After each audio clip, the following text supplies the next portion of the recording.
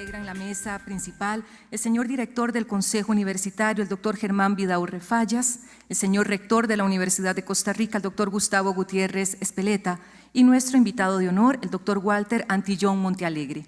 Y estamos transmitiendo en directo desde el aula magna de la Plaza de la Autonomía por Canal 15 y las diversas plataformas de nuestra alma mater. Nuestro saludo cordial también para las y los señores miembros del Consejo Universitario que se encuentran ubicados en las butacas de este auditorio. Nos honran hoy con su presencia la magistra Ana Carmela Velázquez Carrillo, el doctor Carlos Palma Rodríguez, la magistra Stephanie Fallas Navarro, el doctor Carlos Araya Leandro, la doctora Patricia Fumero Vargas, el doctor Jaime Caravaca Morera, el licenciado William Alberto Méndez Garita, la bachiller Miriam Badilla Mora y la bachiller María José Mejías Alpizar. Vamos a iniciar esta sesión solemne entonando nuestro himno nacional y para ello les solicito ponerse de pie y con el debido respeto.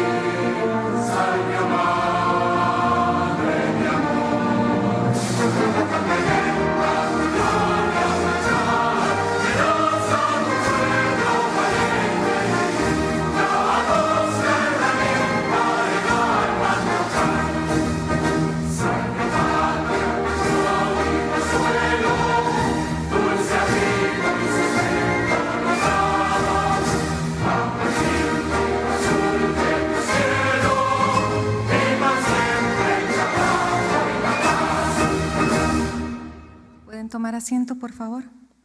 Seguidamente, el señor director del Consejo Universitario, el doctor Germán Vidaurre Fallas, hará la apertura de esta sesión y de inmediato procederá a leer su mensaje.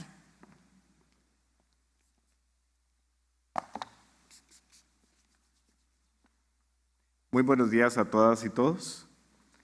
Al ser las 10:05 de la mañana, doy inicio a la sesión solemne del Consejo Universitario, sesión número 6642, con un punto único, que es un honor para nosotros, la entrega del Premio Rodrigo Facio Brenes 2020-2022 al destacado jurista costarricense, el doctor Walter Antillón Montealegre.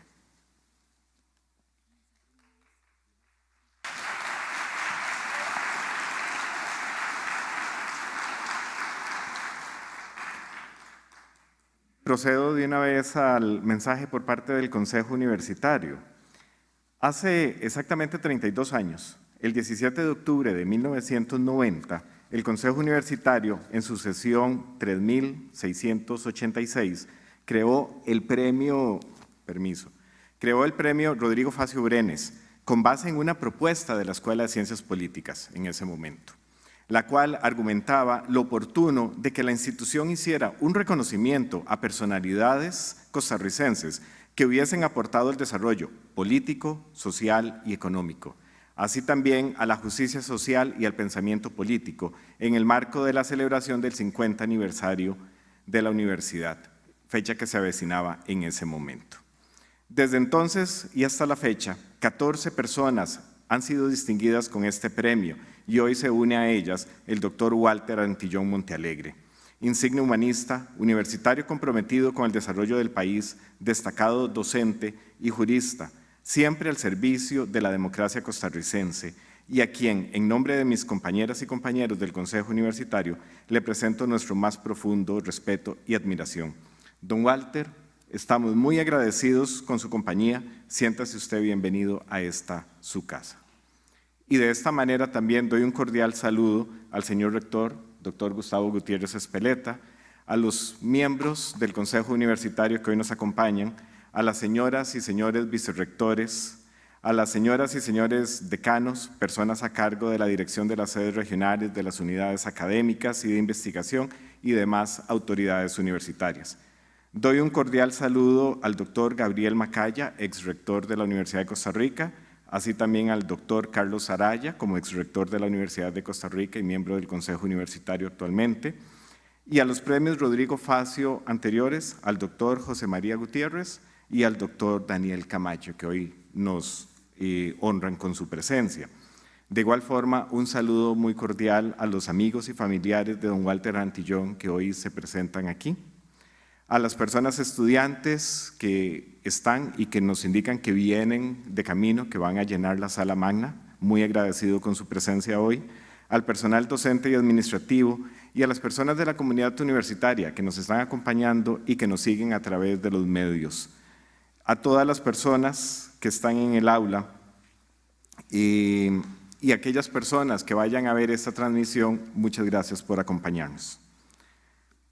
La Comisión Especial del Consejo Universitario, que dictaminó sobre la creación de este premio en 1990, fundamentó su análisis en la impronta de Rodrigo Facio Brenes en el desarrollo institucional y de su importancia en la historia de la educación costarricense, en particular en la historia de la Universidad de Costa Rica. Según esta comisión, abro comillas, la formación económica y política de don Rodrigo, su profunda visión de la democracia costarricense, destacada en sus intervenciones en la Asamblea Constituyente de 1949, nos dan una amplia perspectiva para instaurar un premio que con su nombre venga a fortalecer profundos valores en la vida política, social, económica y de la justicia social. Cierra comillas.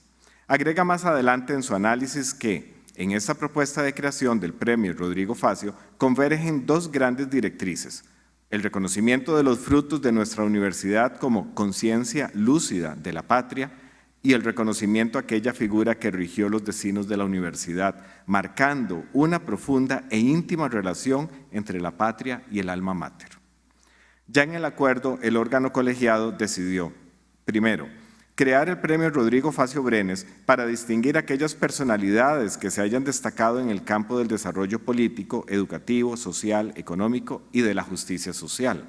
Segundo, el Consejo Universitario podrá hacerlo extensivo a otros campos del saber universitario previa solicitud de las áreas académicas interesadas y de un exhaustivo estudio. Y tercero, la convocatoria y premiación estarán a cargo del Consejo Universitario de acuerdo con el reglamento respectivo. Posteriormente, en el reglamento del premio, aprobada su primera versión en la sesión 3724 de 1991 y reformado integralmente en la sesión 5614 de 2012, se establece, entre otras cosas, que la distinción se debe entregar cada 2 años, en la respectiva sesión solemne que el Consejo Universitario celebra con motivo del aniversario de la fundación de la Universidad de Costa Rica, y especifica que consiste en un certificado otorgado por el Consejo Universitario y en la publicación de una obra propia de la persona galardonada. Me ha parecido interesante hacer este repaso por la génesis del premio por 2 razones. La primera, la rigurosidad que conlleva este proceso. No es a cualquier persona que se le da este premio. Segundo, la obligada reflexión que implica este reconocimiento sobre la figura del gran maestro e ideólogo Rodrigo Facio. Según la normativa, esta entrega debimos hacerla el pasado 26 de agosto. Sin embargo, tuvimos que posponerla y sacarla de la celebración oficial del aniversario debido a una situación familiar de don Walter. Pero el acto que hoy realizamos solo escapa a la fecha del 26 de agosto. No así a su solemnidad ni a lo que significan 82 años de existencia de la universidad en el país, que va más allá de un día. Ella ocupa todos los días, máxime si quien nos reúne es una persona de las calidades intelectual, moral, ética y académica del doctor Antillón. Un universitario de cepa, primero como estudiante allá en los albores de la institución, luego como docente, investigador, catedrático y también emérito, cofundador de la Escuela de Ciencias Políticas y hasta donde entiendo, todavía hoy, en acto profundo de solidaridad y compromiso, continúa activo en las aulas de nuestra alma mater, específicamente en la sede regional de Occidente. En cuanto a la huella de Rodrigo Facio en la historia del país y de la universidad, es tan profunda que resulta impresionante su vigencia. Basta con releer sus escritos o sus intervenciones en la Constituyente. Verdadera política con arte. Para encontrar argumentos de peso en pro de la consolidación del Estado social y democrático de derecho, del que hasta hace poco todavía gozábamos los costarricenses, pero que las élites conservadoras político-económicas han venido socavando con política de artimaña. Tan solo un ejemplo por mencionar uno, pero hay muchos, a propósito del actual proyecto de ley que pretende la venta del Banco de Costa Rica, cito uno de sus razonamientos sobre la conveniencia de elevar a rango constitucional las autonomías, que expresó durante el debate sobre este tema en la Asamblea Nacional Constituyente, aunque también lo hizo después en diversos foros, autonomías que desde entonces han tenido detractores.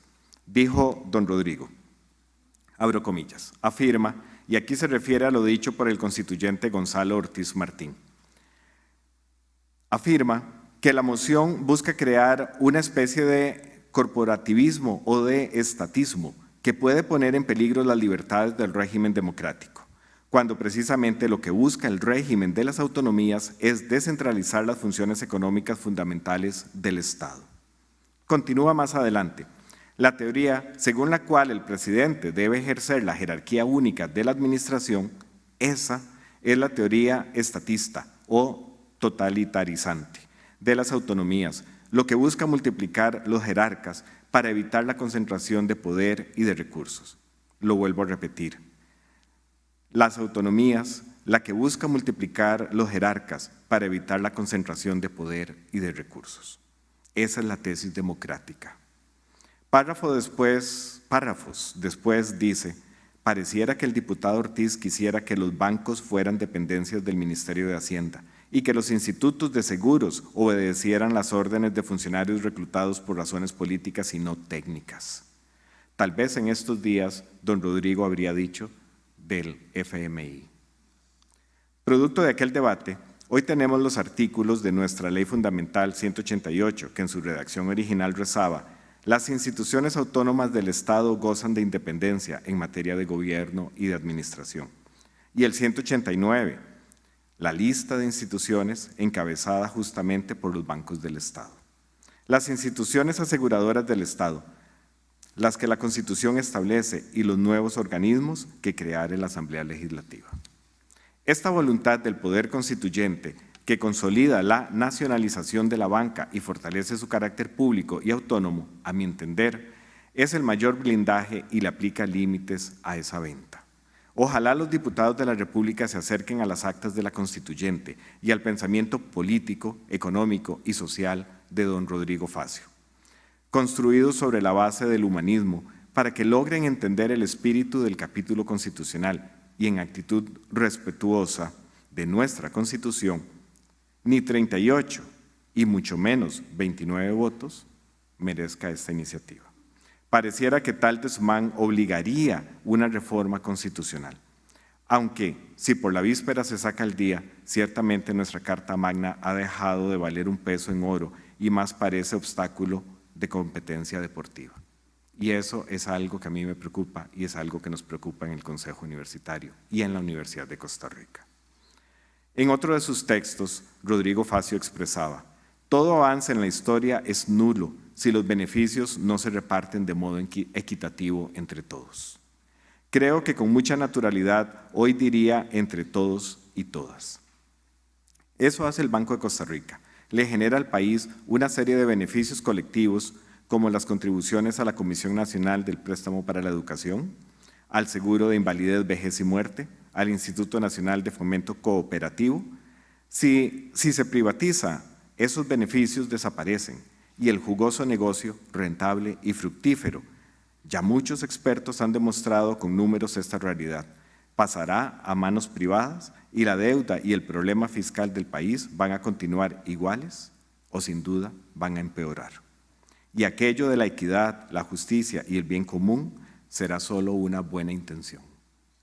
Recientemente leí la transcripción publicada en surcosdigital.com en diciembre de 2021 de una conversación que sostuvo don Walter con don Rodrigo Madrigal Montealegre, otro gran académico, que recientemente nos dejó y que los invito a leer por profunda y reveladora.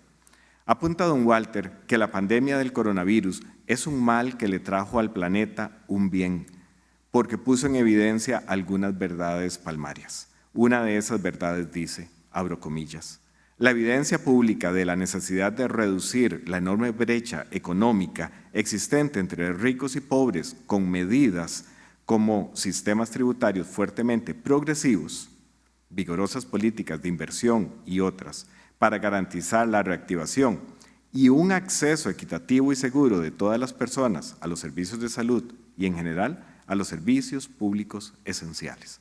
Cierro comillas.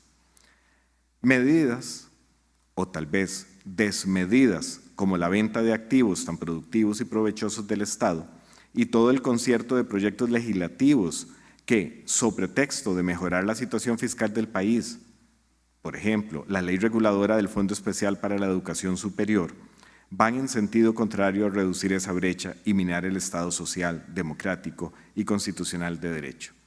Algunos proyectos con un alcance más corto, otros proyectos con un alcance mucho más grande, por ejemplo, el proyecto para fortalecer las competencias de los ministros, que afecta, creo que todas las áreas que nosotros marcaríamos para lo que es un Estado social de derecho. Son proyectos que tenemos que ponerles mucha atención y que tenemos que luchar contra esos proyectos.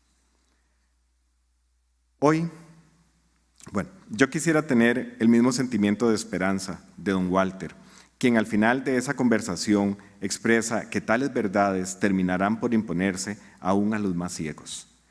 ¿Y de qué otro modo podría ser posible?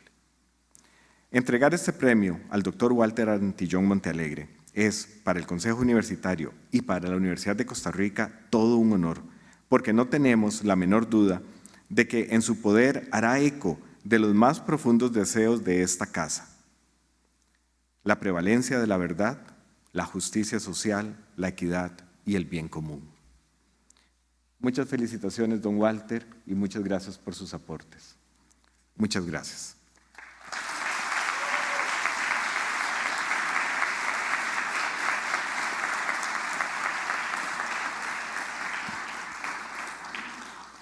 A continuación escucharemos el mensaje del señor rector de la Universidad de Costa Rica, el doctor Gustavo Gutiérrez Espeleta.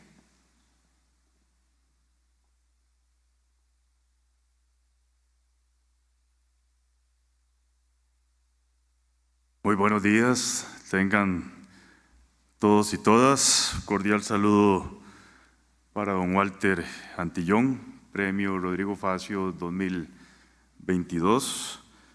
Saludo cordialmente a Germán Vidaurre, director del Consejo Universitario, así como a las compañeras y compañeros de este órgano colegiado, vicerrectoras, vicerrectores, otras autoridades universitarias que nos acompañan en este importante acto, representantes de los poderes del Estado, exrectores, don Gabriel Macaya, don Carlos Araya, anteriores premios Rodrigo Facio, José María Gutiérrez, Daniel Camacho, cordial saludo para el exdiputado José María Villalta, personal docente, administrativo y estudiantes tanto de la Facultad de Derecho como de la sede de Occidente y de la Escuela de Ciencias Políticas. Personas que nos siguen por los diferentes medios de comunicación de nuestra institución, familiares y amigos de don Walter. Sean todos y todas muy bienvenidas y muchísimas gracias por acompañarnos en esta importante actividad. Hoy nos reúne un acontecimiento muy especial. Por un lado, considero que esta es una importante celebración de la vida de una persona amable, sensible y muy querida por nuestra comunidad universitaria. Por otro lado, creo que es una forma de comenzar a saldar la gran deuda que tenemos como universidad y como país con don Walter Antillón. Durante cada ciclo de graduaciones invitamos a nuevos y nuevas profesionales a llevar una vida de servicio, a retribuir al país y a la institución las oportunidades que nos han dado, a utilizar la conciencia crítica para luchar por mejores oportunidades para todos y para todas.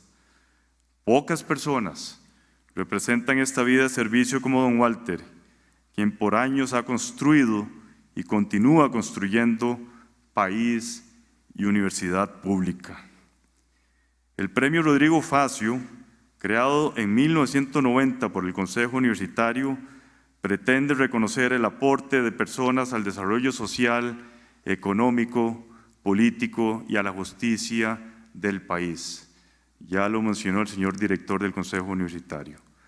Sin embargo, creo que el premio que hoy se entrega tiene un significado aún más profundo, ya que, como lo explicaron quienes presentaron su nominación en la Facultad de Derecho, don Walter encarna los ideales políticos de don Rodrigo Facio y otra serie de figuras emblemáticas que moldearon nuestro Estado social de derecho.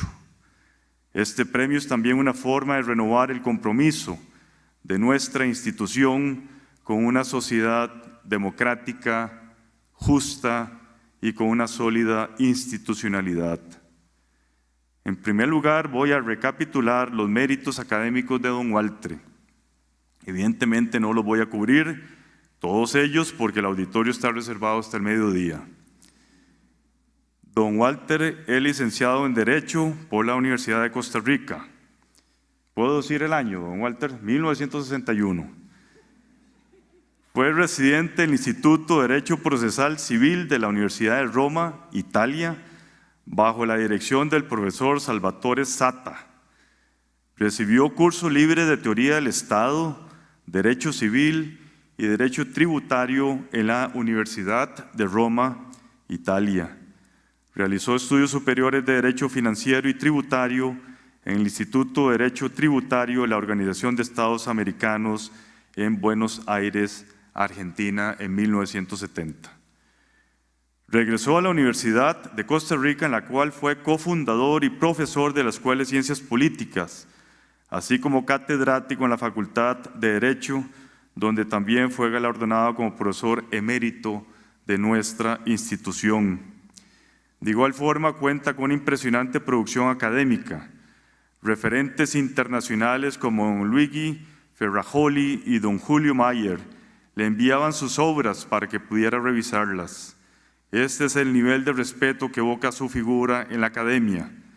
Sin temor a equivocarme, digo que don Walter es un verdadero jurista de nuestros tiempos y un pilar de la investigación en derecho de nuestra institución. Su trabajo ha trascendido la academia. Su amplia trayectoria en el Poder Judicial le permitió ser uno de los primeros impulsores de un sistema procesal moderno que prioriza principios como la oralidad. Esto lo hemos visto materializarse en la entrada en vigencia de nuevos códigos en casi todas las materias y ha permitido que el acceso a la justicia sea más cercano a las personas. Además, su militancia política le ha permitido participar en diversas luchas sociales y particularmente en la reivindicación de los derechos de las poblaciones en condiciones de vulnerabilidad.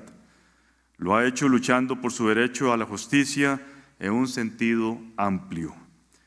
Justamente, el corazón de la universidad pública es su servicio a las comunidades, transformar el conocimiento que adquirimos y creamos en soluciones para las personas como lo ha hecho don Walter, siendo un ejemplo de la acción social. Decía don Rodrigo Facio, la universidad moderna es una universidad de carácter y pretensiones sociales, una universidad cuyo norte es el servicio a la comunidad. Precisamente parte del servicio a la comunidad implica trabajar por un mundo más justo. La educación y la justicia están estrechamente entrelazadas y se refleja en el trabajo que hoy honramos. Debo agregar que el efecto de don Walter ha sido multiplicador. Su calidad como docente y como persona lo han hecho un referente en la vida de cientos de estudiantes a lo largo de los años. Estudiantes que participaron en sus círculos de estudio y hoy trabajan como profesionales en derecho, en la judicatura o en la política, y que gracias a sus enseñanzas hoy tienen una conciencia crítica y claridad social de primer nivel que les hace líderes en su quehacer. Algo que siempre resaltan sus estudiantes es la horizontalidad en el proceso de construcción del conocimiento. A pesar de su amplia trayectoria académica, don Walter siempre tuvo la disposición de aprender de sus estudiantes, tanto como ellos aprendían de él. Me he enterado de la emoción que los envuelve los días que invita a sus ex estudiantes a su casa, que siempre les cocina una pasta de la cual tengo muy buenas referencias y dialogan en su famosa biblioteca en un ejercicio socrático ejemplar. Lo único que aquí reclamo es que no me ha invitado, Walter. Más recientemente, don Walter ha abordado un tema que para mí es fundamental en la consolidación del sistema democrático del cual nos hemos enorgullecido por muchísimos años: el mecanismo de elección de las magistraturas del Poder Judicial. Don Walter cuente con esta administración para impulsar esta importante reforma. No es posible que las magistraturas sean electas por intereses políticos. Lo digo porque creo en esta lucha y porque la universidad debe retomar este camino de participar en las grandes discusiones nacionales como usted lo ha hecho en las últimas décadas. Para finalizar, quiero decir que hoy estamos reunidos porque don Walter es un modelo a seguir sobre cómo ser personas universitarias. Es un académico de primer nivel, un respetado investigador, un activista social y un queridísimo docente. Hago mías las palabras del señor magistrado José Manuel Arroyo. Comillas: este mundo hubiera sido peor, algo menos inteligente y sabio, más triste y desesperanzado si no contáramos con un acta de nacimiento que reza: Walter Antillón Montealegre, hijo de Iván Antillón Castro y Alicia Montealegre Carballo, nacido, agrego, ahora para la justicia y el derecho, el 2 de diciembre de 1932. Cierro comillas. Don Walter, si una persona es recordada con un poquito del cariño y admiración con el que hoy lo recibe la comunidad universitaria y nacional, esa persona se haría por satisfecha en su vida. Gracias de antemano, don Walter, por tanto aporte a la sociedad costarricense y a la sociedad internacional. Muchísimas felicidades, muchas gracias.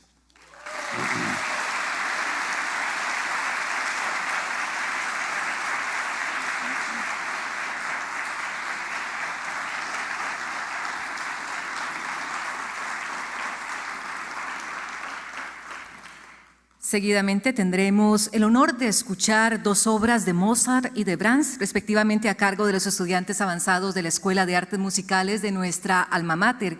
Se trata de Aarón Campos Tioli en el piano y Carla Pineda Martínez, mezzosoprano. La primera obra que nos van a interpretar es una sonata para piano, el primer movimiento de Mozart, y la segunda es For Sons, opus 43, von Evergang Lied de Brahms.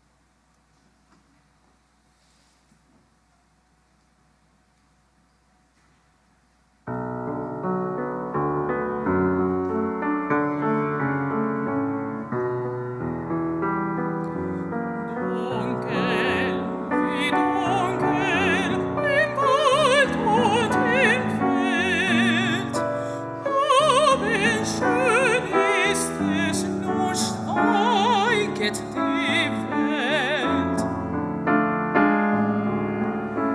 Nirgend noch Licht und nirgend noch Rauch, ja, und innerste sie schweiget nun auch.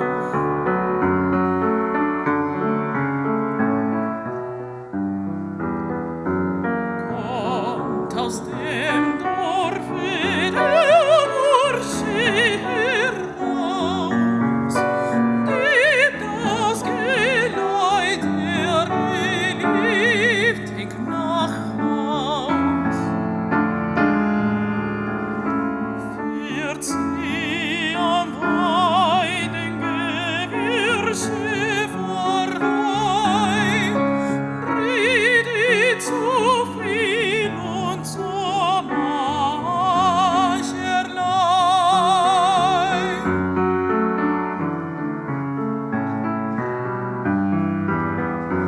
Leid ist du schwach und betrübst du dich. Leid ist du schwach, von an der Ring mich. Wer die Leben getrieben zu gewiss steht, schnell wie wir früher, wer aber nicht geht sieht. Scheidet mir Regen und scheidet mir Gebet, schnell wie wir früher, wer einiget sieht.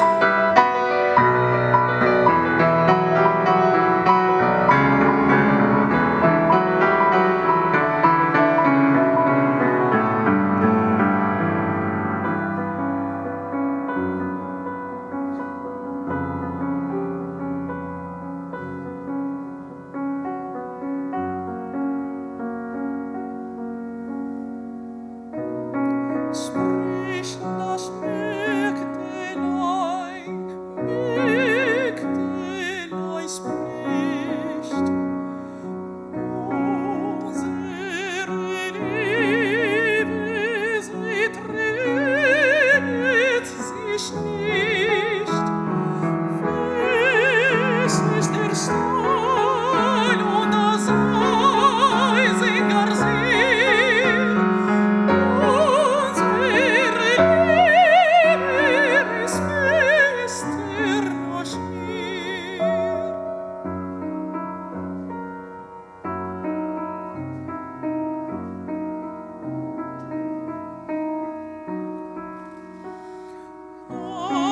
Eisen und Stahl, man schmiedet sie um. Unsere Liebe, sie wandelt sie Eisen und Stahl, sie gehen zergehen. Unsere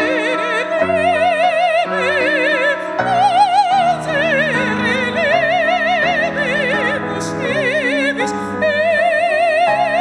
ewig bestehen.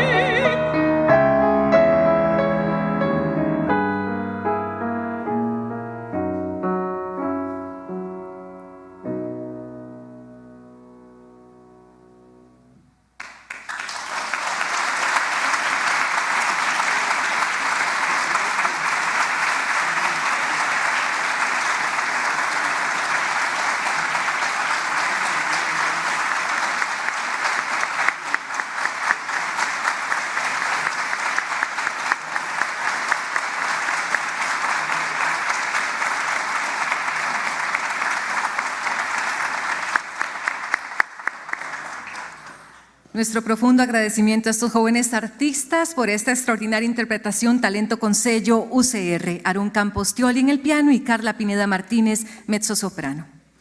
Cada 2 años, esta Casa de Estudios Superiores reconoce con el premio Rodrigo Facio Brenes la obra total de una persona costarricense que se haya destacado por su aporte al desarrollo político, social, económico y de la justicia social de nuestro país.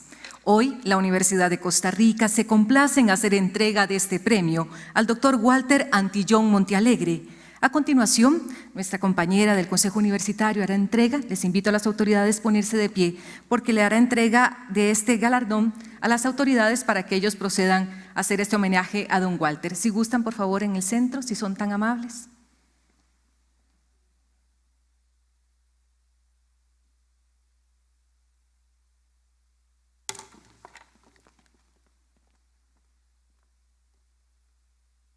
Es un honor para mí, en representación del Consejo Universitario, hacer entrega de este título al doctor Walter Antillón, el cual dice: la Universidad de Costa Rica confiere el premio Rodrigo Facio Brenes a Walter Antillón Montealegre, insigne humanista y abogado costarricense, en reconocimiento a su extraordinaria trayectoria y a su compromiso con la justicia social y el desarrollo del país.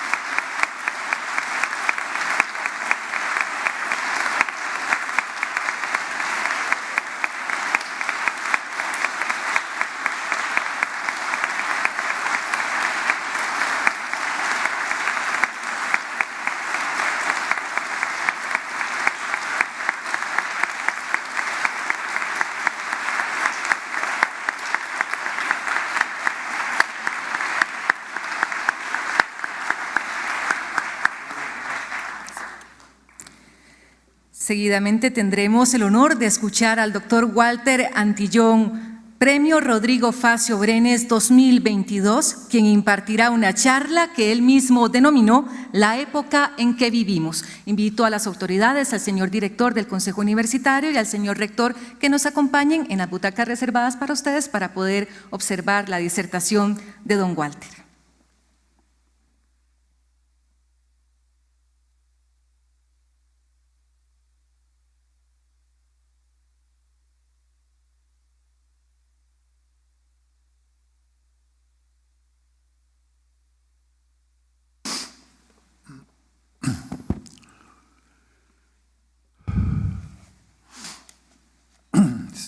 Seré breve.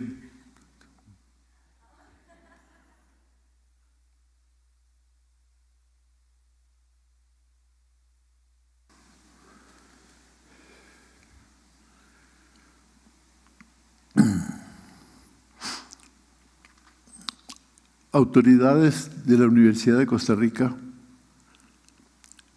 queridos amigos y familiares,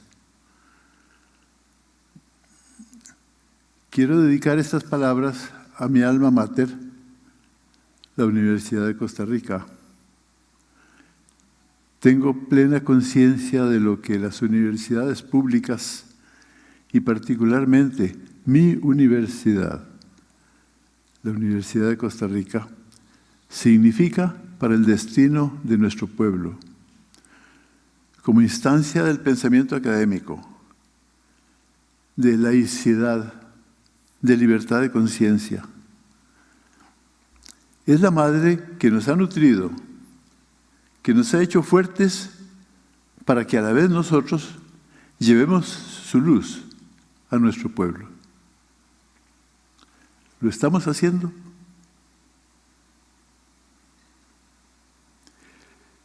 En el momento presente, la universidad debe tomar la palabra y lo hará a través de nosotros, sus hijos. Levantemos esa honrosa carga. Pongamos a la universidad en el centro de los grandes debates en los que se sortea el destino de nuestras instituciones. Es hora de que hagamos retroceder la insolencia de los oportunistas y los ignorantes.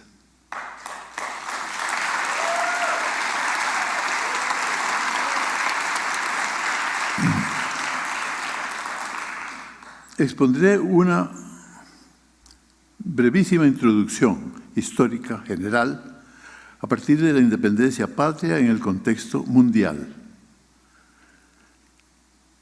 Una exposición de aspectos político-económicos del país y del mundo en el siglo XX y consideraciones acerca de la función de garantía que corresponde al Poder Judicial dentro del Estado.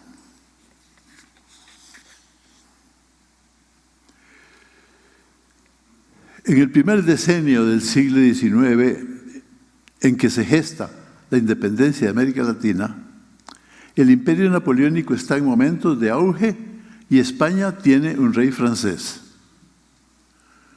Una revolución industrial basada en la máquina de vapor y la mecanización de la industria y los transportes ha tomado cuerpo en Inglaterra y pronto pasará a Estados Unidos y al norte de Europa Occidental. En los decenios siguientes el imperio napoleónico ha desaparecido, la monarquía francesa ha retomado el poder y los reinos europeos firman la Santa Alianza para emprender una restauración anti-iluminista. Mientras la industrialización iniciada en Inglaterra prospera rápidamente en Estados Unidos, Holanda, Bélgica, Francia, los principados alemanes y el imperio austrohúngaro, cuyas economías se expanden a costa de la clase obrera. Es la época del capitalismo salvaje. Por su parte, las flamantes repúblicas latinoamericanas pronto se enzarzan en luchas caudillistas y caen en manos de los banqueros, primero europeos, después norteamericanos. Su ingreso al mercado mundial se configura en la forma de productores de materias primas, mientras el primer mundo prospera. Ellos, los latinoamericanos, no acceden a la industrialización ni al desarrollo económico. Soportan el extractivismo de grandes enclaves empresariales extranjeras y cada vez más frecuentemente presentan formas dictatoriales de gobierno. Europa transmite los ideales de la cultura grecolatina a las élites criollas, pero sus banqueros cobran puntualmente los intereses de la deuda. La rivalidad entre las potencias conduce a la Primera Guerra Mundial, que produce 7 millones de muertos y más del doble de heridos.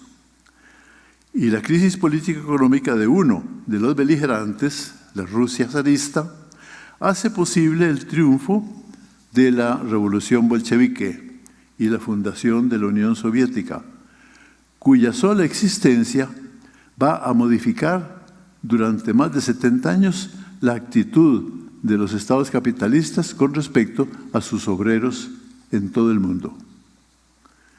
La iniquidad con la que se trató en Versalles a los vencidos de la Primera Guerra produjo muchos de los gérmenes que condujeron a la Segunda, en la que una Alemania engrandecida y fanatizada por el nazismo causó la mayor parte de los 50 millones de muertos, trágico saldo de dicha conflagración.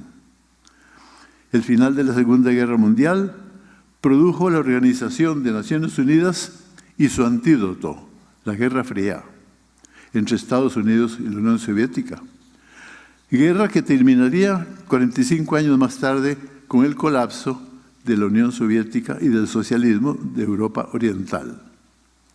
En el ínterin, la empresa de negocios creció en la forma de gigantescos monopolios que se liberaron de los estados nacionales y que, liderados por los grandes bancos, sometieron la política a la dictadura de la economía financiera, y se dispararon en una competencia feroz que ha deteriorado el ambiente y ha producido el cambio climático que amenaza gravísimamente el planeta. Me refiero seguidamente a Costa Rica. En los años de la independencia, una república paupérrima que padece de la casi inexistencia de instituciones educativas.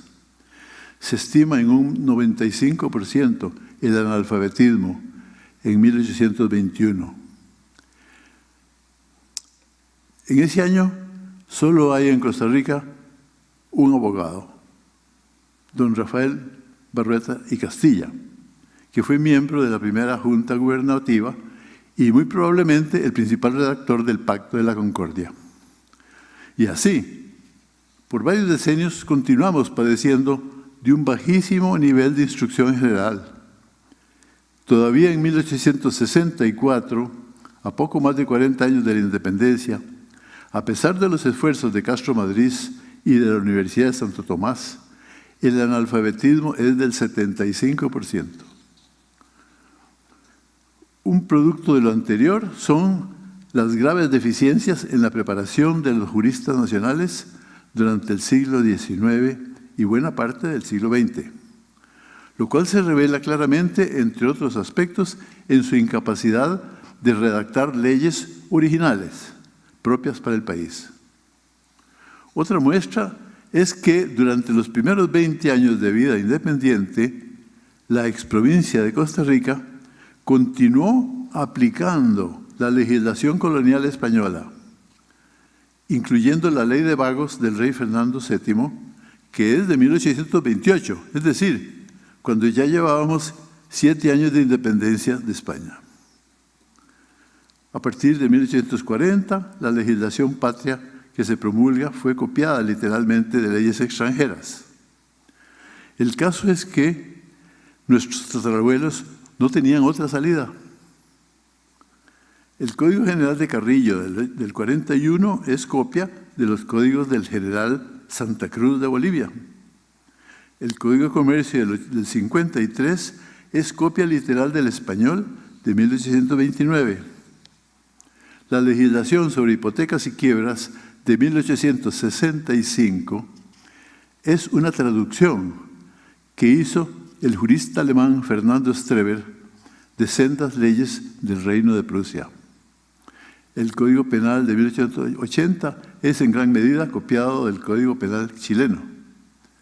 El Civil del 87 es copiado en gran medida del proyecto que elaboró don Florencio García Goyena para España unos 30 años antes.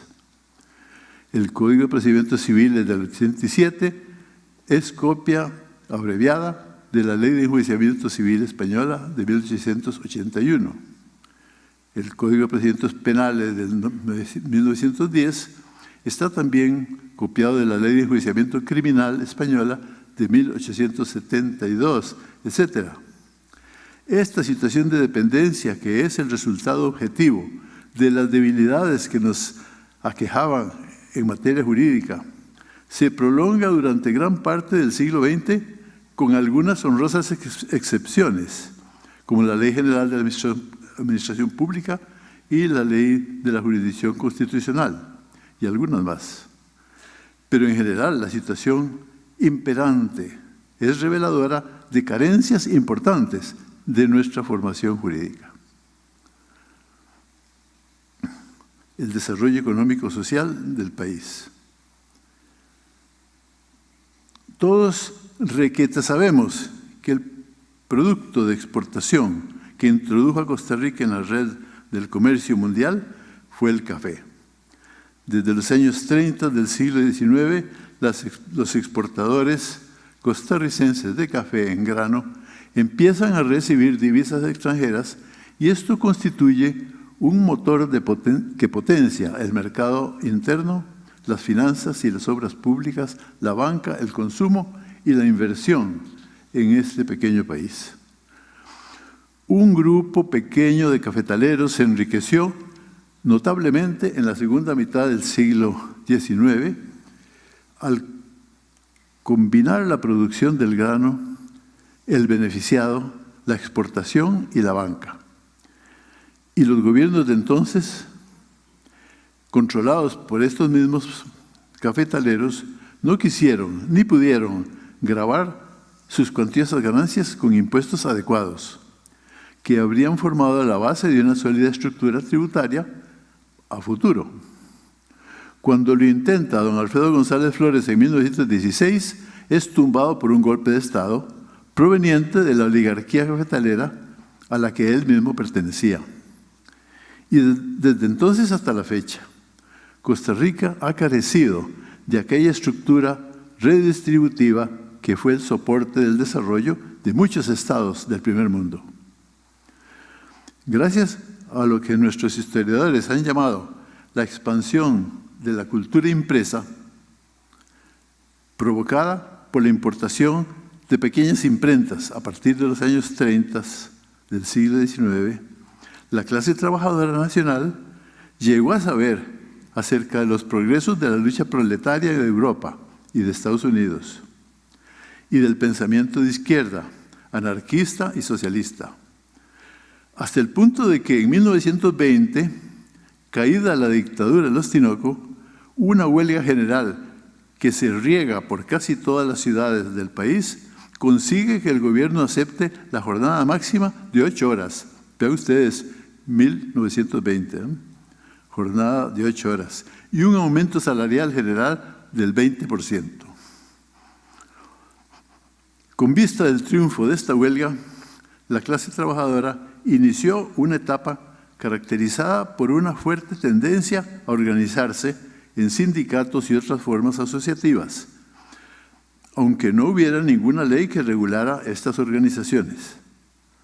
La tendencia fue luego exacerbada durante la crisis económica mundial y ampliamente aprovechada por el Partido Comunista, que se fundó en 1931 para estimular el desarrollo sindical y político de izquierda y divulgar el pensamiento marxista.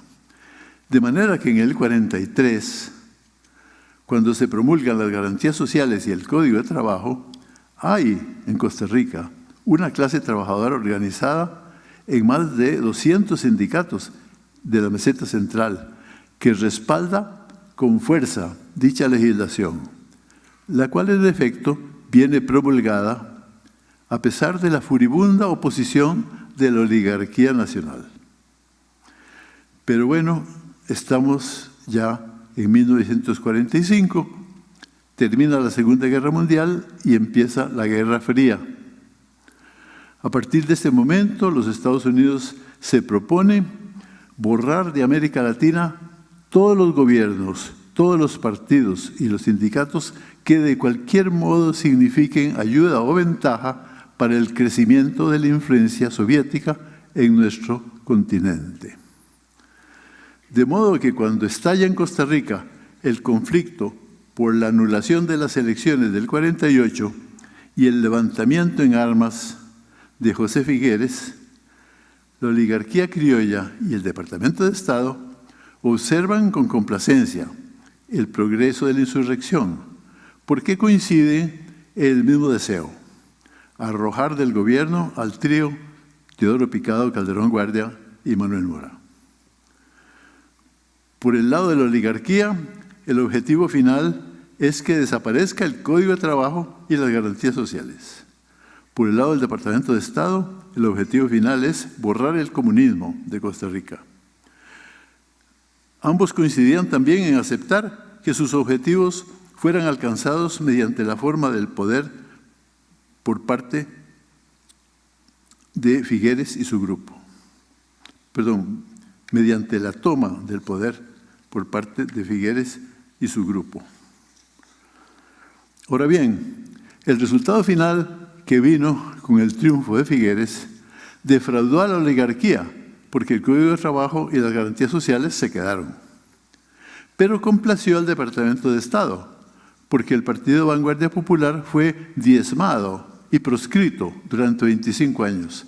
Y durante ese mismo plazo, nadie de izquierda pudo postularse para un puesto en la elección popular. Y el sindicalismo comunista fue de ahí en adelante borrado y perseguido implacablemente durante varias decenas de años hasta quedar eliminado en la meseta central. Ahora bien, aunque es cierto que el Código del Trabajo y las garantías sociales permanecieron vigentes, de hecho, sus potenciales efectos fueron minimizados. Porque un decreto autorizó a los patronos a despedir sin prestaciones a todos los trabajadores sospechosos de pertenecer o haber pertenecido a partidos o sindicatos considerados de izquierda.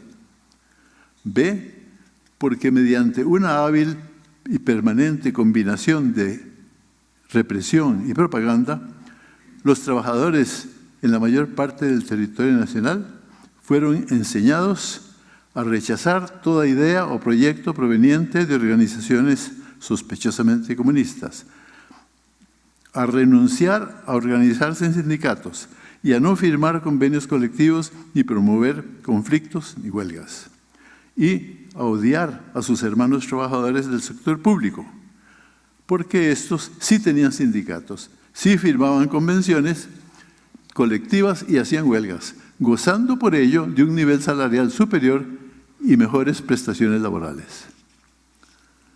Porque lo cierto es que, con la sola excepción de los trabajadores bananeros, cuya historia es muy particular, tenemos que por más de 50 años, al no contar con sindicatos que los defendieran, al no contar con los convenios colectivos y el arma disuasiva de la huelga, los asalariados de los empleados y de las empresas privadas quedaron indefensos frente a los patronos. Carecían de medios idóneos para defender sus intereses individual y colectivamente. Por ejemplo, no podemos sostener una lucha eficaz, no pudieron sostener una lucha eficaz por un aumento adecuado del salario, por la reducción de la jornada laboral, por prestaciones familiares, educativas, etc.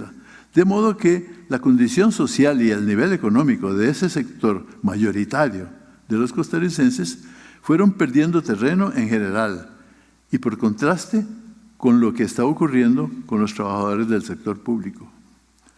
Pues en efecto, gracias sobre todo a la institución del servicio civil, en Costa Rica, el Estado patrono no podía aplicar el despido inmediato al empleado público, sino que debe justificarlo mediante un procedimiento administrativo cuya decisión final puede ser impugnada en vía judicial, etcétera, etcétera. Así las cosas, los sindicatos públicos han podido, en general, resistir las arremetidas de los gobiernos, lo cual en la práctica se ha traducido para ellos en estabilidad y permanencia en el empleo como situación normal, lo cual ha permitido a los empleados públicos en ejercicio de sus derechos legales y constitucionales consolidar una experiencia sindical de lucha y negociación que dura ya varios decenios, que ha consistido precisamente en discutir y firmar convenciones colectivas para mejorar su salario, su seguridad laboral, sus vacaciones, sus régimen de pensiones, etc. O recurrir al instrumento legítimo de la huelga como medida de presión.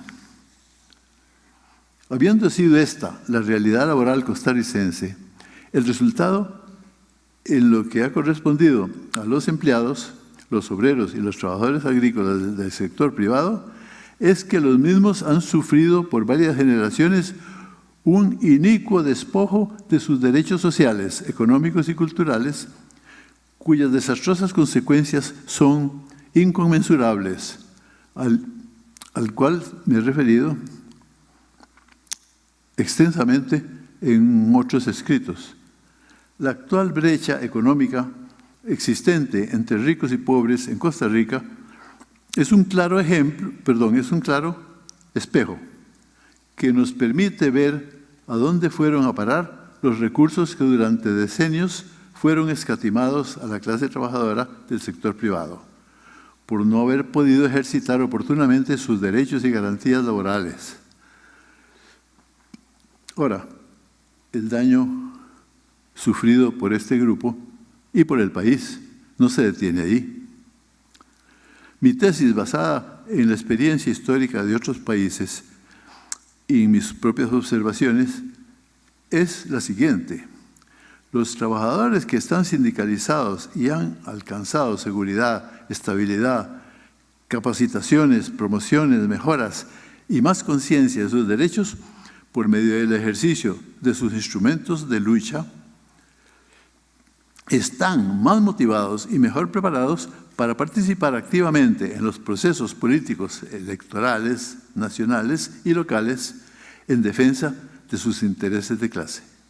Viceversa, los trabajadores aislados que carecen de protección sindical, que son explotados y no pueden ejercitar aquellos instrumentos de lucha, de modo que su estabilidad y sus condiciones de trabajo dependen de la voluntad unilateral de los patronos, suelen carecer de conciencia y motivación de clase, de modo que sus opciones políticas son inauténticas y oscilan al vaivén de la propaganda de las campañas electorales.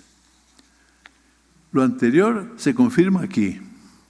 En la meseta central, con solo comparar la trayectoria del sector laboral público, sindicalizado, politizado y combativo, con la del sector laboral privado, ausente de la palestra político-social, invisibilizado e inerte. El primero, protagonista de históricas luchas cívicas y suscriptor de convenios colectivos que acarrearon bienestar y seguridad a sus trabajadores.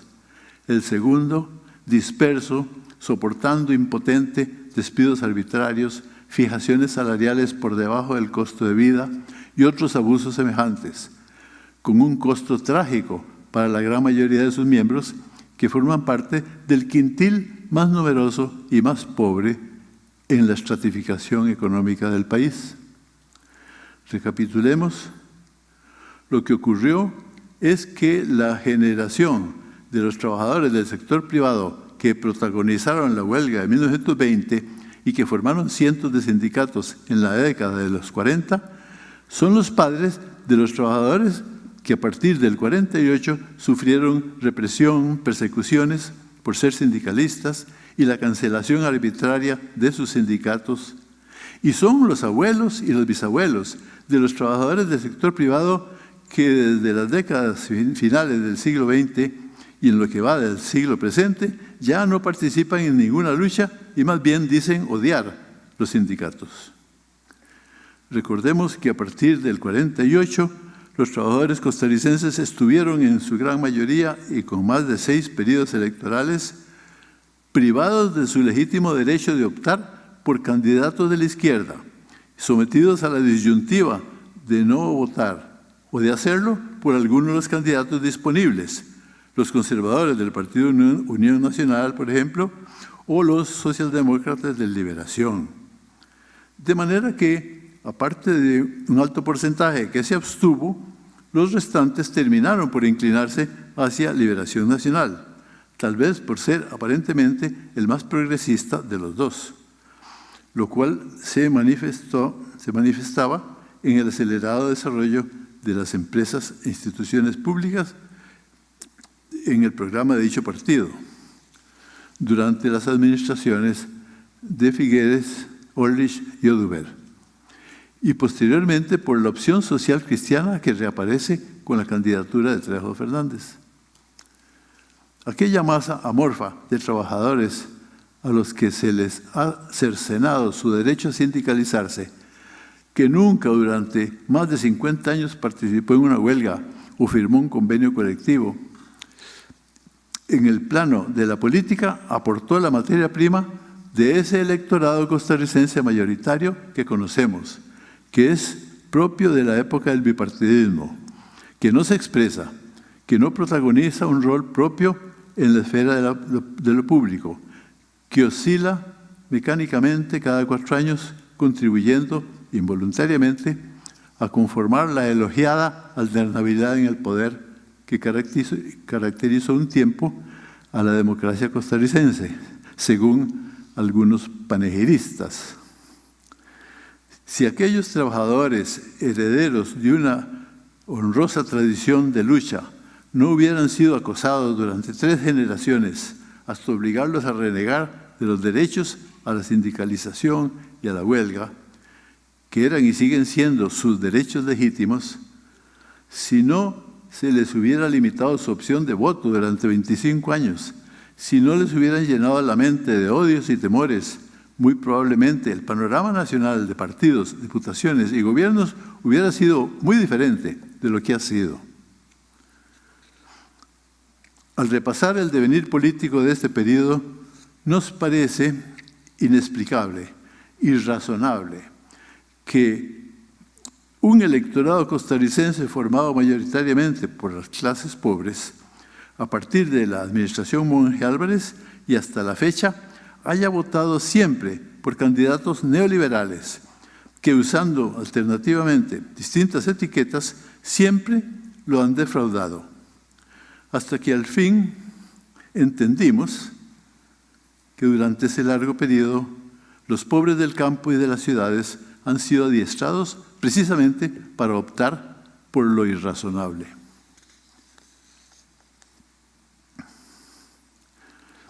El grupo de intelectuales que fundó en 1940 el Centro para el Estudio de los Problemas Nacionales, Rodrigo y Gonzalo Facio, Fernando Fournier, Carlos Monge, Isaac Felipe Azofeifa, Daniel Udover, Jorge Rossi, Alberto Cañas y otros, constituyó junto con los estudiosos don Emilio Valverde Vega y don Alberto Martén la base teórico-ideológica en que se fundó José Figueres y el Partido de Liberación Nacional para consolidar los fundamentos normativos e institucionales del Estado Social de Derecho en Costa Rica, apoyándose para ello en los valiosos aportes que ya en su tiempo hizo don Alfredo González Flores con la fundación del Banco Nacional, los aportes de don Ricardo Jiménez con el Instituto Nacional de Seguros y del propio Rafael Calderón Guardia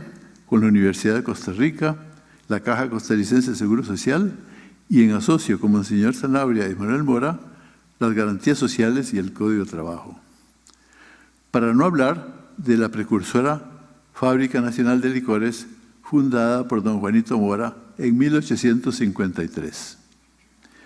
Entre todas estas instituciones destaca la Caja Costarricense de Seguro Social, que en el año 73, en la última administración de don Pepe, llegó a la universalización de sus servicios en beneficio de los más necesitados y a mantener un ritmo creciente de expansión de sus servicios que solo se detuvo por obra de los presidentes neoliberales a partir de Oscar Arias.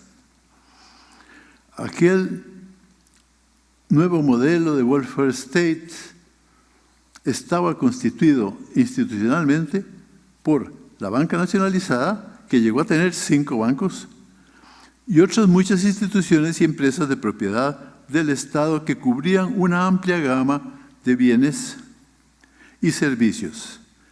Además de la propia Caja, del INS y del FANAL, que ya hablamos, estaban el ICE, CODESA, Acueductos, el Consejo Nacional de Producción, Fertica, Alcorsa, Xempasa, Incofer, Recope y otras. Era el Estado empresario y paternalista que permitió el protagonismo político y económico de las capas medias y el acceso general a los servicios públicos. Pero continuó durante decenios alentando la persecución sindical y la neutralización ideológica y política de la clase trabajadora. Es decir, los pros y los contras. Un modelo que a la larga mostró grandes deficiencias, no por aquello de que el Estado es el problema, como decía el loro de Reagan siguiendo los dogmas neoliberales, sino porque la corrupción del poder y el burocratismo invadieron el bipartido que acaparó el poder en aquel tiempo, y porque por miedo al viejo fantasma del comunismo, el proyecto nunca incorporó activamente a la clase trabajadora misma, aquellas del sector privado sobre todo, cuya productividad se mantuvo constantemente a la baja. Al iniciar los años 80, tocaron a la puerta de los países del tercer mundo los filántropos del Fondo Monetario Internacional y el Banco Mundial, dispuestos a salvarnos si adoptábamos sus planes de ajuste estructural. En primera instancia salieron expulsados de Costa Rica por el presidente Rodrigo Carazo, presidente de la dignidad, cuyo gesto le costó al país la revancha imperialista de una severa crisis económica, y a Carazo le costó la pulverización de su carrera política. Pero Carazo tenía razón. Los planes de ajuste estructural y luego los TLC con Estados Unidos no nos ahorraron la crisis económica, ni nos libraron de la deuda, que continuó creciendo, ni contribuyeron a sacar a los trabajadores del umbral de la pobreza. Solo sirvieron para engordar los bolsillos de las oligarquías nacionales y transnacionales y aumentar la dependencia de nuestros países. El ajuste estructural del Estado costarricense empezó con Luis Alberto Monge, que pasó de ser un joven sindicalista a un viejo neoliberal, y siguió avanzando a ritmos variados con todos los demás presidentes que hemos tenido hasta la fecha. En el camino recorrido desde entonces hemos visto el constante acoso y el paulatino desmantelamiento de nuestro Estado social de derecho, apertura del servicio bancario y cierre del Banco Anglo y del Crédito Agrícola, ventas de Fertica y Sempasa, empresas pujantes, la apertura de los seguros y la privatización del INS, apertura de la educación superior y acoso de las universidades públicas, así como aupar las privadas. El cierre de Incofer, apertura de la telefonía celular, acoso y desfinanciamiento del ICE, desfinanciamiento de la Caja y fuerte favorecimiento de los hospitales privados, que en pocos años se hicieron gigantescos, etcétera, etcétera.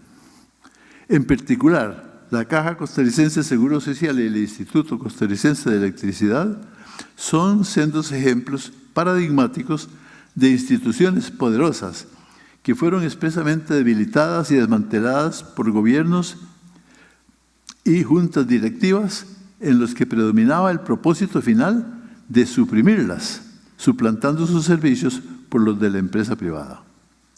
Por su parte, el TLC con los Estados Unidos significó, entre otros muchos inconvenientes, la pérdida de la soberanía jurisdiccional de los estados centroamericanos y República Dominicana.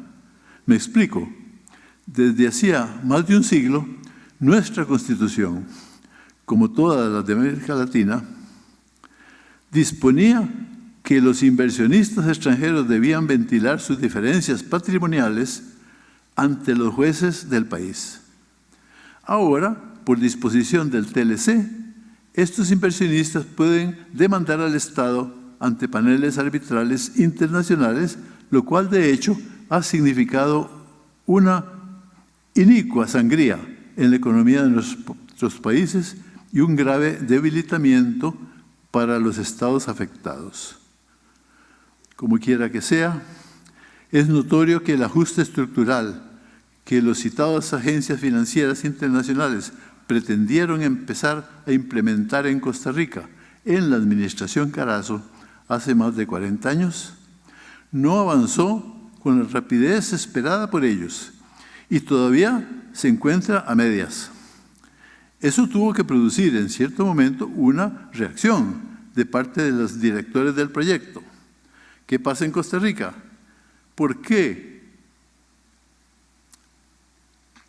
la vigencia plena del TLC duró en Costa Rica más de 4 años en completarse e incluso estuvo a punto de naufragar, cuando en los demás países suscriptores tardó algo más de un año como promedio? ¿Por qué cada paso adelante del ajuste intentado por cada gobierno de turno despierta reacciones populares que van desde marchas y bloqueos hasta huelgas prolongadas de parte de maestros escolares, transportistas, empleados públicos, estudiantes, profesores universitarios, etc. Vino entonces la reacción neoliberal. Se tomaron algunas medidas, se endurecieron algunas leyes, se criminalizó la protesta callejera, menudearon las acusaciones, las detenciones y los juicios contra estudiantes y trabajadores. Pero como la cosa seguía, alguien propuso atacar directamente las fuentes de la resistencia, es decir, los empleados públicos con sus sindicatos y sus fueros, y especialmente los maestros y profesores de escuela, colegios y público, así como las universidades públicas y su autonomía jurídica y financiera. Porque en efecto, quienes en esos tiempos neoliberales han defendido eficazmente a las instituciones autónomas no fueron sus juntas directivas, han sido los sindicatos del sector público, los estudiantes y los profesores y sectores de población que responden al llamado de los partidos de izquierda.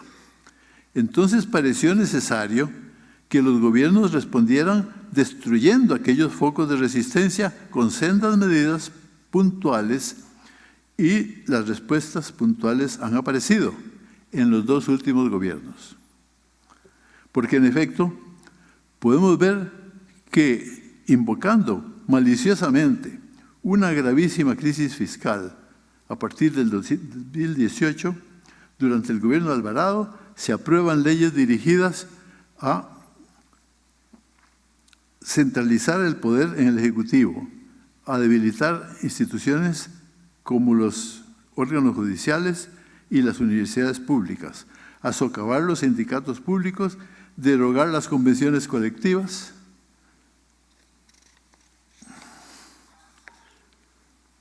reformar las leyes laborales y desvirtuar la huelga como arma de lucha de los trabajadores. Y respecto al gobierno de Chávez Robles, aunque apenas comienza, ya mostró el presidente su talante autoritario frente al Poder Judicial, así como sus intenciones con respecto al FES y al Banco de Costa Rica, lo que parece un claro indicio de continuidad de la línea seguida por el gobierno anterior. También se ha revelado necesario en la política de ajuste estructural poner al servicio de la causa o en todo caso neutralizar toda instancia institucional de control jurídico que pudieran poner reparos, lo cual ya había sido advertido por las cúpulas políticas con respecto al Poder Judicial desde hace ya algunas décadas. Y de esto me voy a ocupar ahora.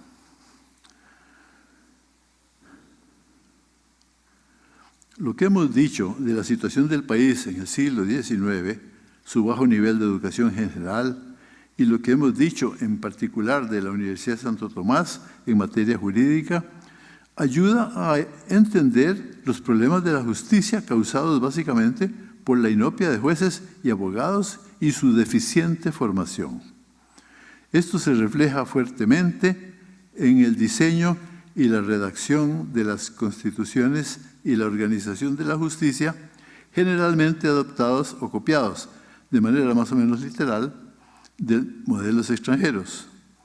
Así, a la pregunta que más nos interesa, ¿por qué sigue vigente entre nosotros aquella antigualla del nombramiento de los magistrados por parte del cuerpo legislativo que quedó consagrada en el artículo 158 de la Constitución y que dice literalmente: los magistrados de la Corte Suprema de Justicia serán elegidos por un periodo de 8 años y por los votos de 2/3 partes de la totalidad de los miembros de la Asamblea Legislativa?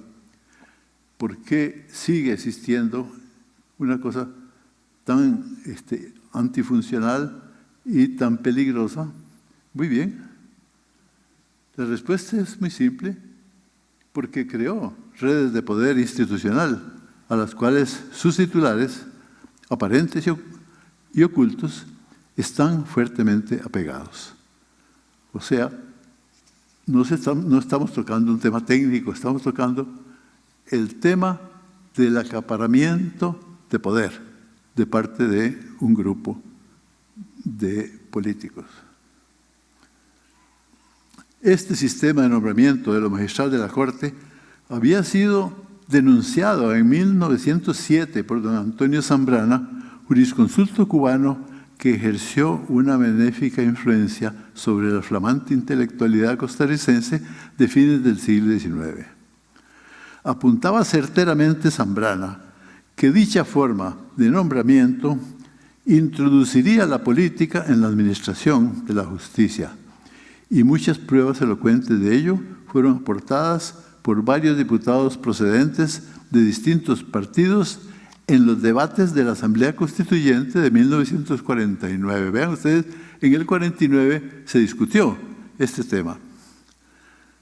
Y había una propuesta del Grupo Socialdemócrata, que era un grupo pequeño, minoritario, pero muy bueno. Y esa propuesta fue fuertemente defendida, sobre todo por los diputados don Fernando Bodrit y don Fernando Fournier. Leyendo las actas respectivas de la Constituyente, se comprueba que todos los diputados, todos, que intervinieron en la polémica alrededor de la propuesta de esa fracción socialdemócrata, estaban de acuerdo en que el sistema de nombramiento que existía, que es el mismo que es de ahora, había dado pésimos resultados en lo que iba del siglo, que durante la vigencia de ese sistema se habían registrado abusos y humillaciones terribles contra los magistrados, que habían sido intachables. Se citó en esas actas ejemplos como la de don Alfonso Jiménez, un magistrado estupendo que lo sacaron por conveniencia política, don Alfonso Barrantes, el propio presidente de la Corte, don Luis Dávila, un hombre maravilloso, uno de los grandes juristas de este país, fue destituido como presidente por el presidente León Cortés, simplemente por una cuestión de conveniencia. O sea, los diputados de la Constituyente del 49, todos abundaron en críticas terribles contra el sistema, el mismo que tenemos, ¿no? Sin embargo, no hubo acuerdo en la Constituyente sobre los cambios. O sea, el problema fue cuáles eran los cambios que hacer. Y las discusiones se agotaron de ese modo, y al final ocurrió lo increíble. Quedó aprobado una versión del viejo e impresentable sistema de la Constitución del 59 y del 71, que es lo que tenemos. Todo el mundo lo criticaba, nadie lo defendía y quedó como regla constitucional. Así las cosas. Después del 49, los gobiernos liberacionistas ejercieron por mucho tiempo un discreto dominio sobre la Corte. Se notaba, por ejemplo, en que los recursos de habeas corpus y de inconstitucionalidad generalmente, y mayoritariamente, eran rechazados. O sea, era un homenaje de la Corte a la Asamblea y al Ejecutivo.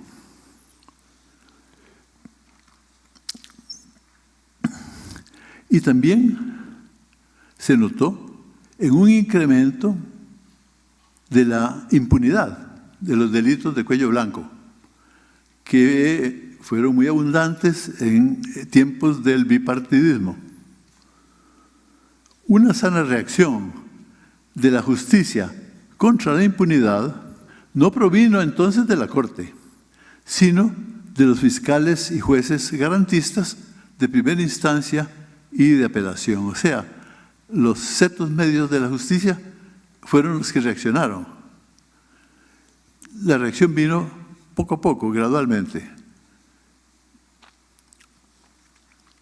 Figueres Ferrer, o sea, don Pepe, y Oduber, con clarísimos episodios de corrupción, nunca fueron molestados. Monge fue procesado y absuelto al final. No así su secretaria, que resultó condenada por el mismo delito.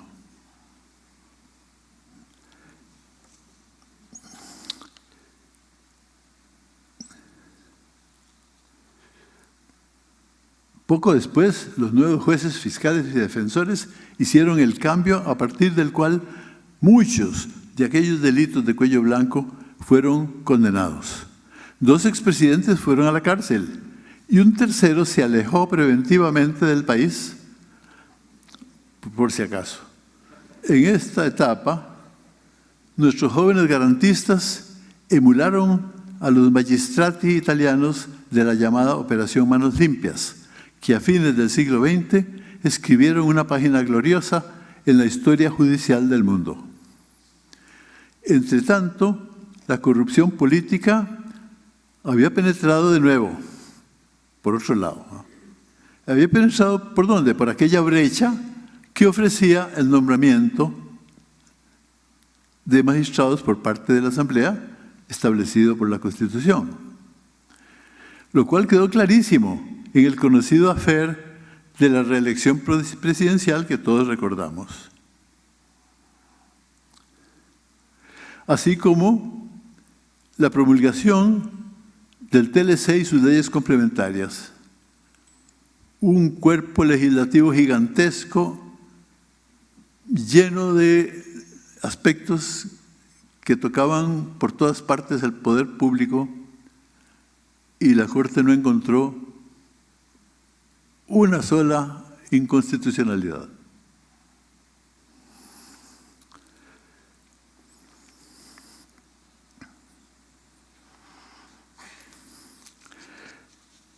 Y después vinieron otros casos que todos recordamos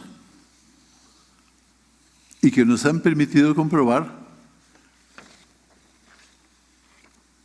que el blanco preferente de los ataques ha sido la Sala Penal y la Sala Constitucional, pero que la Corte entera se encuentra en asedio.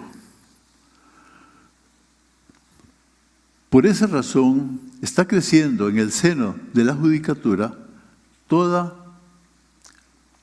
la exigencia de un cambio radical en la estructura de la institución judicial que aleje de sus mandos todo tutelaje proveniente de las cúpulas políticas y de los poderes de facto.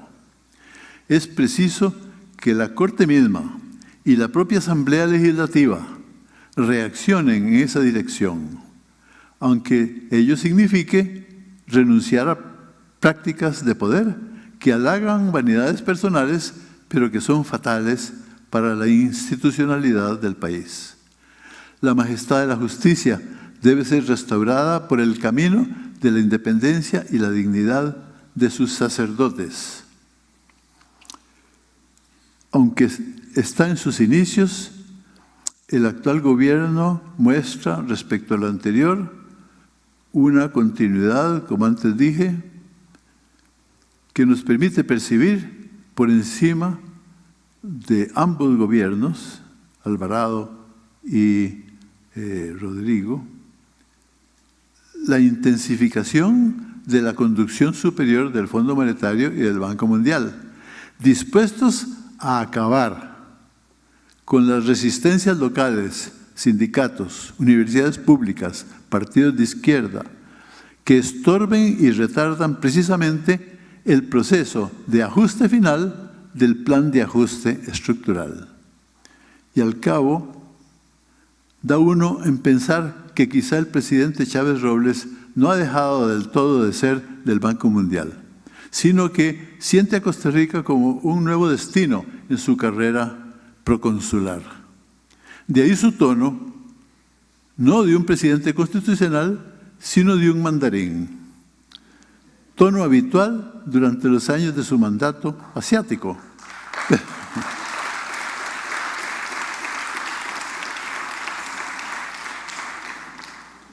Pero no debe él confundir. Indonesia, hasta hace relativamente poco tiempo, estuvo sometida al dominio plurisecular de una potencia colonial. Debemos tener fe en las reservas democráticas de nuestro pueblo. que no sin sacrificio conseguirá finalmente sacudirse las rémoras del fanatismo y la irracionalidad que acechan desde las tiendas de algunas organizaciones advenedizas.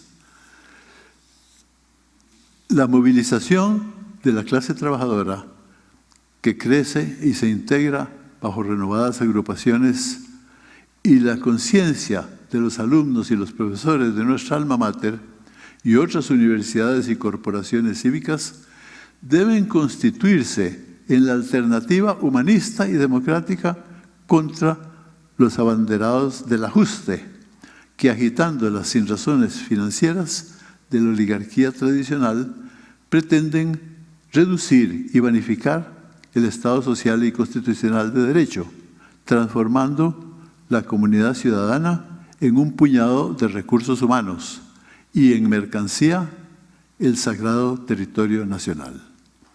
Esto es un llamado a renovarnos, a agruparnos y luchar. Otro mundo es posible. Muchas gracias.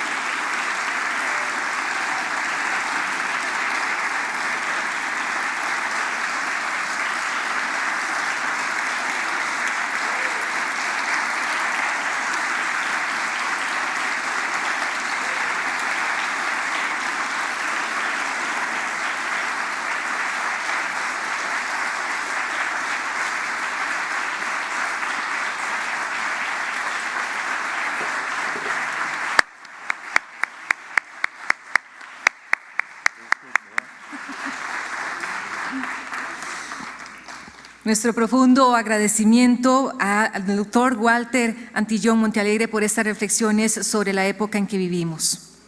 A continuación, les solicito a todos y a todas ponerse de pie, porque como miembros de la Benemérita Universidad de Costa Rica vamos a entonar nuestra marcha universitaria.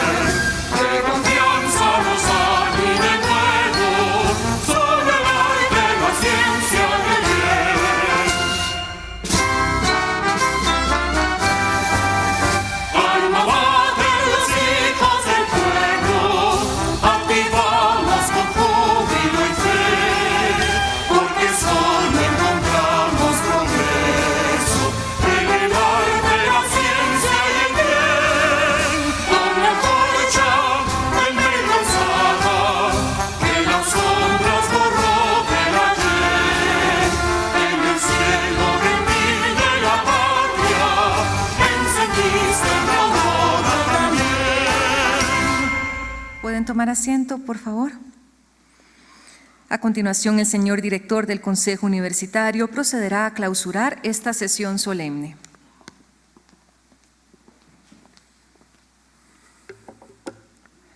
Muchas gracias a todos y todas por haber participado hoy en esta actividad y a don Walter por ese llamado que nos hace para que defendamos y luchemos por lo que hemos logrado. Retomando las palabras de don Gabriel Macaya en una reunión pasada, hablaba de que pusiéramos atención porque hay una idea por parte de estos gobiernos y es una idea que nosotros tenemos que tener presente y que cuidar, que no se llegue a convertir en una realidad. Y en este momento don Walter cerraba su discurso con un llamado para que luchemos para defender esos derechos y ese Estado social de derecho que tenemos. Atendámoslo, por favor.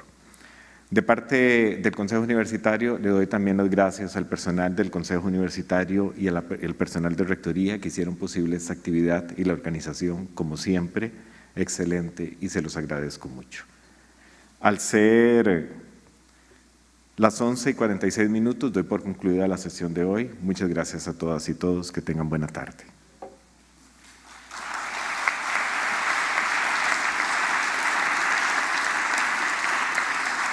Nuestro agradecimiento por su asistencia a esta sesión solemne y a quienes nos siguieron por medio de la señal del Canal 15 UCR y las diversas plataformas.